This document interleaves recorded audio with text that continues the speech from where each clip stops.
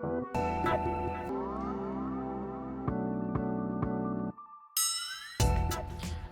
are back again this week, again focusing on the core. Last week we did leg raises. Today we want to do something different, again focusing on the core.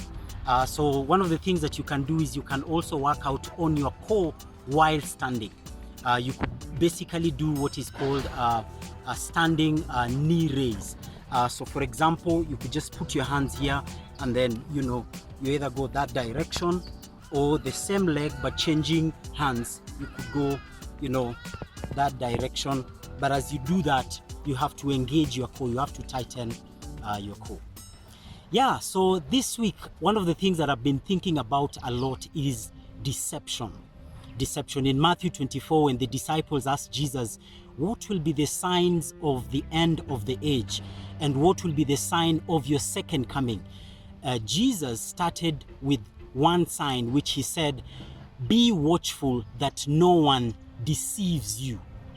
And then, by the way, he would go on and on to mention many other signs.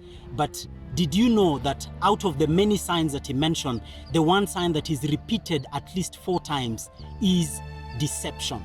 And so even the early church writers of the New Testament would also talk about deception, whether it's Jude or James or Peter or all of them would talk about either false prophets or false teachers, or the spirit of the Antichrist.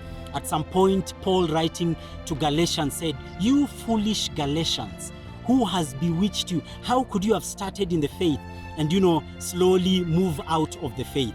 So it was an important issue for the early church, and how much more for this age, how much more for this generation. It said that we are living in the information age. So I believe that the level of deception that is there today is like no other. And I believe that this deception will just keep continuing even as the days go by. And so it is possible that you and me could be deceived in one way or another. Worse still is that maybe some of us are deceiving others. And so I would recommend the following. I would say, number 1, I encourage you to contend for the faith. I encourage you again to live your life in the most holy faith. Number 3 is I would encourage you to read the Word of God.